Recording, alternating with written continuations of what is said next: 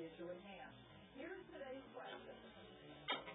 If a daycare provider spanks your child, can they face criminal prosecution? Call 1-877-011 to consider the case. You'll receive several exclusive offers on the call. Your answer is important to us, so call now. The doctor said when you take it, you don't understand.